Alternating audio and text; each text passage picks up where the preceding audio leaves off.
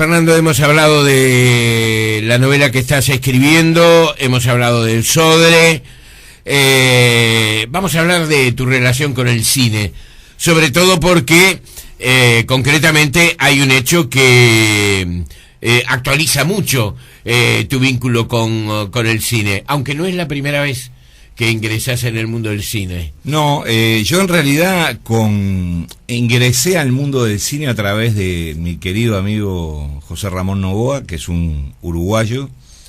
Que vive en Venezuela. Que vive en Venezuela se fue cuando comenzó la dictadura, se fue a Europa, a Francia, después se fue a Caracas. Un hombre muy vinculado al teatro, vinculado al circular desde sus primeros tiempos.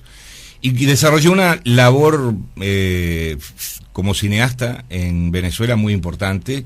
Él es el autor de Sicario, que es una película que fue nominada al Oscar y que ganó grandes premios internacionales, el Festival de Tokio, en fin. Él me vino a proponer hace más de 20 años la realización de un guión con una novela mía, El Tigre y la Nieve, que se había publicado el año antes, creo, una cosa así. Y ese proyecto avanzó bastante, llegó a tener, digamos, una etapa casi de preproducción. Teníamos listo y casi contratado, digamos, al actor principal de la película inclusive. Pero después, como suele ocurrir en el cine, el proyecto se viene abajo, se desinfla. Un productor que no puede pagar ciertas cuentas, termina arruinando la idea. Arruinando el proyecto. Pero la colaboración se mantuvo. Yo escribí una novela que se titula Un lugar lejano, que es la última en realidad que publiqué. Con ella él hizo una adaptación cinematográfica de la cual yo fui coautor del guión. Y desde hace ya 4 o 5 años estaba trabajando con el hijo de José Ramón, que se llama Joel, que es un chico muy joven, tiene 27 años, estupendo, ya ha ganado varios premios internacionales con sus cortometrajes. Queríamos hacer un largometraje de ficción sobre un episodio terrible que fue el atentado a la AMIA. Exacto. Y a partir de ahí empezamos a trabajar, yo empecé a investigar, yo escribí el guión prácticamente de un solo viaje, cosa que suele no ocurrir. Es mucho tiempo de trabajo, pero en este caso como que había una historia muy clara que llevada al papel fluía con gran facilidad, con algunos problemas de producción que me los hicieron que los que ponían la plata pusieran el grito en el cielo, porque había que filmar en alguna locación de algún país árabe, había que filmar en Tel Aviv, había que filmar en Buenos Aires, había que filmar en Caracas, pero al final salió adelante el proyecto. La película se terminó hace un par de meses, se estrenó hace 15 días en toda Venezuela.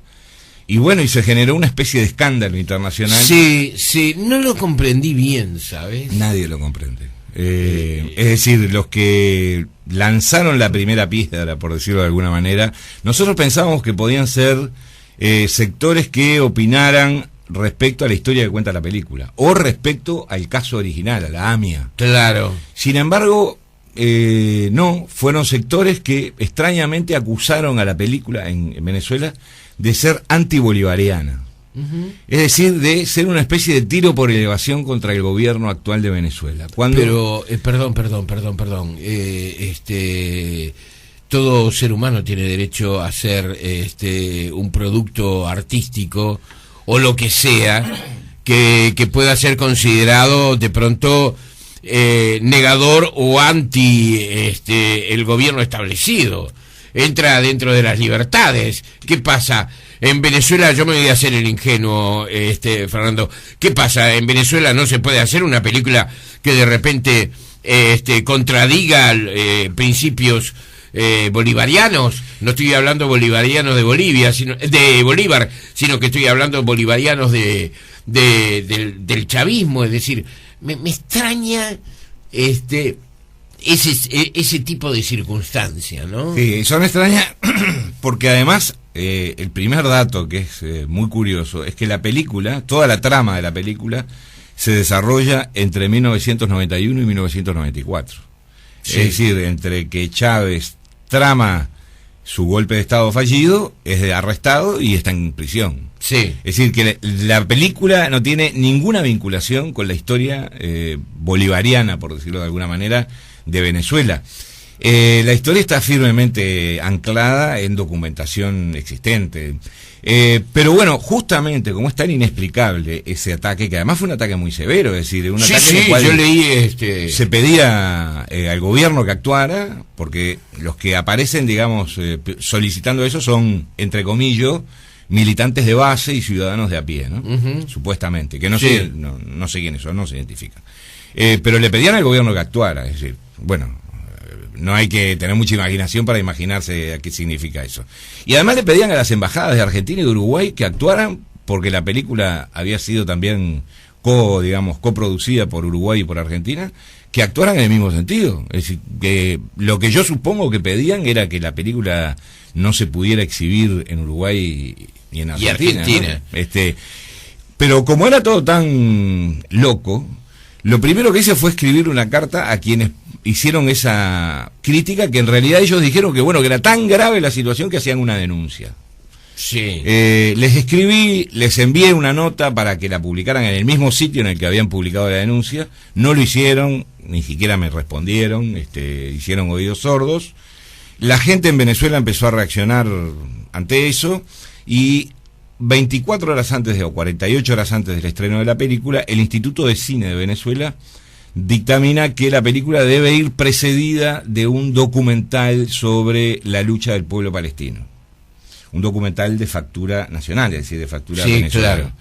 Y ahí surge un segundo, digamos, malentendido, por decirlo de alguna manera, que consiste básicamente en que en ese documental la gente se sienta en el cine, empiezan a proyectar la película y no saben bien de qué se trata, porque obviamente van a ver una película de la que conocen solamente que está vinculado a esa temática. Es un corto documental que dura unos 12 o 14 minutos, que no tiene claramente marcado el principio y el final, por lo tanto confunde, y además de alguna manera es como escribirle un prólogo a prepo a una novela, ¿no? Claro. Está bien, tú publicas la novela, pero yo te voy a escribir el prólogo y voy a decir lo que la gente tiene que saber qué pasa. Sí. Bueno, esto generó una gran controversia entre el director y la producción de la película y el Instituto del Cine, que curiosamente era también uno de los promotores de la película, el Instituto de Cine de Venezuela. Se generó una especie de guerra mediática con decenas de comunicados, una batalla de tweets, bueno, y todo eso ¿alimentó la curiosidad de la gente? Y alimentó la curiosidad de la gente y casi te diría que la militancia de la gente para ir al cine a ver la película, ¿verdad? Es decir, si no quieren caldo, 2 tazas. La película se convirtió en un éxito, lleva más de casi 70.000 entradas vendidas en Venezuela, y el director sigue insistiendo ante el Instituto de Cine, vuelvo a repetir, coproductor de la película, sí, para que retiren el documental o coloquen un cartel al comienzo que diga esto es un documental previo a la película. Se han dado situaciones de abucheos, de silbatinas es decir, claro, situaciones muy incómodas que además terminan desvirtuando un hecho artístico, porque si vas a ver una película, vas a ver una película, no vas a hacer otra cosa. Por fortuna acá tuvimos una especie de preestreno, una avant premier el martes en el Cine Casablanca. La película se estrenó ayer en el circuito Movie, creo. Y obviamente la recepción que tiene la película es totalmente diferente, ¿no? Con críticas, con opiniones a favor, en contra, pero como cualquier hecho artístico común y corriente. No con esos grados de intolerancia que fueron justamente los que la película se planteó debatir. Es decir, lo que la película quería era hacer reflexionar a todos acerca de los horrores del fanatismo y los horrores de la intolerancia. Sin embargo, en determinados sectores eso se tomó casi como una mojada de oreja y provocaron un fenómeno parecido. La película está en el Casablanca, en el Live Cinema Alfabeta, y en el Movie Center Montevideo, te digo por si la querés ver. Fernando, además qué fecha, ¿no? Ayer fueron 19 años de la AMIA. Sí. Ese episodio, yo recuerdo que estaba en Lima en ese momento y en la tarde limeña observo por televisión. Vean ustedes que 19 años atrás el mundo de las comunicaciones no era lo mismo que ahora, ¿verdad? Y fue un hecho realmente conmovedor, ¿verdad? Un hecho realmente que todavía queda por dilucidarse, pero en eso no nos vamos a meter, es un tema ajeno. ¿Cómo interviene, digamos, el atentado de la AMIA en la historia que se cuenta? Bueno, la historia que se cuenta parte de la base de que casi a esta altura es casi una leyenda urbana, que es que al atentado de la AMIA le iba a seguir otro atentado, un segundo atentado que se frustra, es decir, que no se puede llevar a cabo, que iba a ocurrir al día siguiente. Y la película lo que hace es anclarse en esa leyenda urbana, digamos, o en esa hipótesis de trabajo de los servicios de inteligencia, para construir la historia justamente de quienes iban a hacer ese atentado y de quienes trataron de evitar ese atentado. Y allí surge la contraposición entre estos dos personajes, que son los dos protagonistas de la película, un agente secreto del Mossad israelí, es decir, un judío muy radical, muy extremista, que tuvo una terrible desgracia familiar producto del enfrentamiento cuando él era un niño, que fue educado en principios absolutamente rígidos y severos en materia religiosa, y que se convirtió en una especie de máquina de matar, ¿verdad? Ajá. Ese hombre llega a Buenos Aires, y por otro lado tenemos un joven islamista, nacido en el Líbano, educado en principios fundamentalistas muy rigurosos, que también sufrió una gravísima pérdida familiar, un crimen brutal cuando era niño, y que también fue educado en ese rigor, en ese fanatismo y en ese extremismo. Son dos hombres que uno puede verlos como absolutamente distintos en las antípodas, y sin embargo son casi el uno el reflejo del otro. Claro. Como una imagen frente al espejo, ¿verdad? Dos destinos que se cruzan. Dos destinos que se cruzan inevitablemente en esos momentos, en los momentos del atentado a la AMIA. La película finalmente tuvo filmación, periodo de filmación en el exterior. Sí. La película se filmó en Tel Aviv, en algunas locaciones árabes. ¿Tuviste que ir por allí? No, por suerte no tuve que... ¿Tomaste distancia después de haber entregado el material? Sí, totalmente, porque, participé en algunas cosas que a mí me parecían importantes, por ejemplo, en el casting de los protagonistas, ¿verdad? Claro. Porque yo me los había imaginado de alguna manera, y así como me los había imaginado es como finalmente resultaron. Y también participé en algunas cuestiones vinculadas con la ritualidad que habían generado ciertas rispideces previas o incomprensiones. Hay una escena en la cual, por ejemplo, este judío, que es un agente secreto, está con sus oraciones, con los tefilín enroscados en su brazo, y él tiene en la mano el Corán.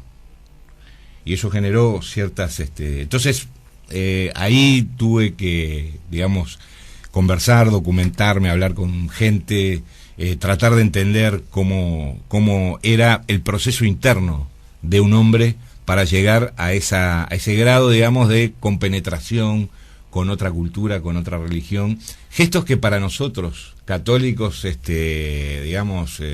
laicos y seculares, pueden parecer totalmente insignificantes, como por ejemplo que tú andes por la calle con un ejemplar del Corán, o con algún... Bueno, en determinadas culturas es un gesto muy importante, de mucha fuerza, que dice muchas cosas, y si algo no queríamos era entrar en la fácil de provocar, ¿verdad? De provocar a determinados sectores religiosos, o nos parecía que ese no era el objetivo de la película, porque además el atentado que sufrió la Argentina con la AMIA fue un atentado indiscriminado, es decir, fue un atentado contra todos los... Pudo ser de mayores dimensiones incluso. Exactamente.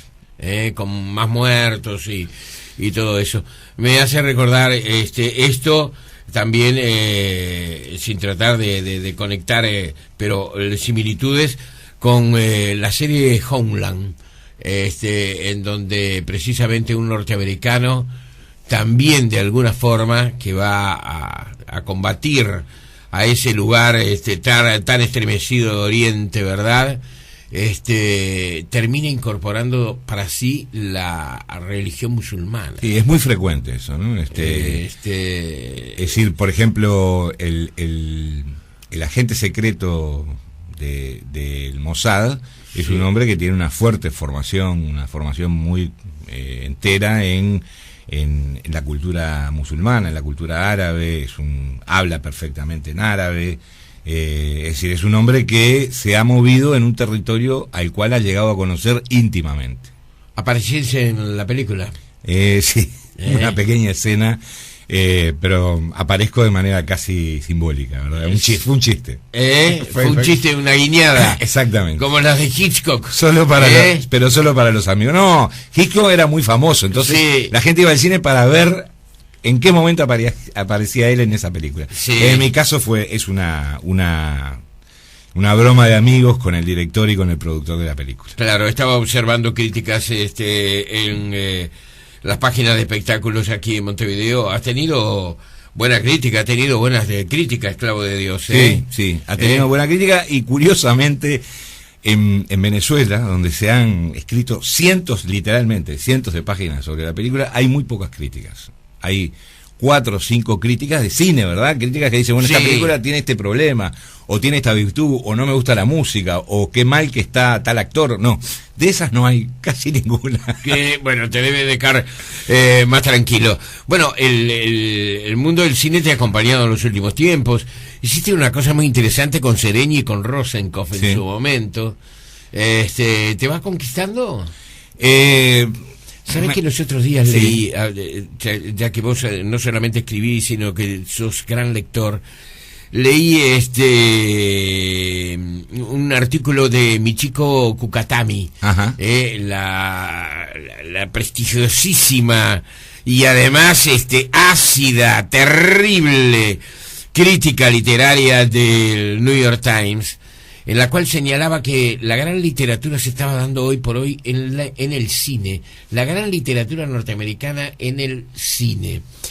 Y ahora cuando estaba hablando contigo estaba pensando, bueno, Fernando ha entendido al cine también como una manera de hacer literatura. Sí, yo creo que son formas de expresión, ¿verdad? De creación de mundos. Yo soy un convencido de que todos los seres humanos producimos nuestro mundo, ¿verdad? Yo produzco mi mundo de determinadas maneras, por determinados canales, por determinadas vías. Yo creo que cada uno lo hace a su manera, desde el hombre que está o la mujer que está en la cocina preparando la comida, hasta el arquitecto que está diseñando un edificio, y también los escritores y los poetas y los actores. En mi caso, yo me siento muy confortable con las palabras, y creo que las palabras son las únicas que pueden salvar al mundo, ¿verdad? Porque si no nos comunicamos y no hablamos, va a ser muy difícil. Entonces el cine me permite desarrollar ese mundo de palabras en el que yo vivo de determinada manera. Las novelas de otra manera. Si tuviera otros talentos, como por ejemplo la poesía o la canción, tal vez se desarrollarían también por ese lado. Creo que hay 1000 maneras. Lo importante es tener un sentido propio de la producción del mundo y de sentir que el mundo, sin uno estar conectado con él, pierde mucho, ¿verdad? Porque creo que la base de la estima de las personas está en la estima del entorno también, de estimar al entorno, a lo que hay alrededor nuestro, a nuestros amigos, a nuestros conocidos, a nuestros vecinos, a nuestros jefes, a quien sea. Y creo que esas cosas se han perdido, y hablar de eso parece casi una ñoñería de los años 80 o 70 del siglo pasado, cuando en realidad creo que son los grandes valores que están arriba de la mesa y los que nos han llevado a un lugar en el que todo el mundo en privado te dice: yo estoy muy desconforme con el tipo de vida que llevo, ya no soporto más vivir en la ciudad, ya no soporto más el tránsito, ya no soporto más el mal humor de los demás. Pero es que nosotros formamos parte de eso también. Sí. Y los cambios los tenemos que ir haciendo uno por uno, de a poquito, con paciencia, para que no se convierta todo en una especie de masa crítica inestable que pueda estallar en cualquier momento, ¿no? Señores, Esclavo de Dios, una producción venezolana-uruguaya, dirigida por Joel Novoa. Les reitero, Cines Casablanca, Live Cinemas Alfabeta y Movie Center Montevideo. Fernando, fue muy lindo reencontrarme contigo. Te deseo lo mejor, ¿eh? Muchas gracias, Jorge. Buena suerte. Muchas La gracias. vamos a seguir en una próxima. Hasta pronto. Gracias. Señores, esto es Tiempo Presente.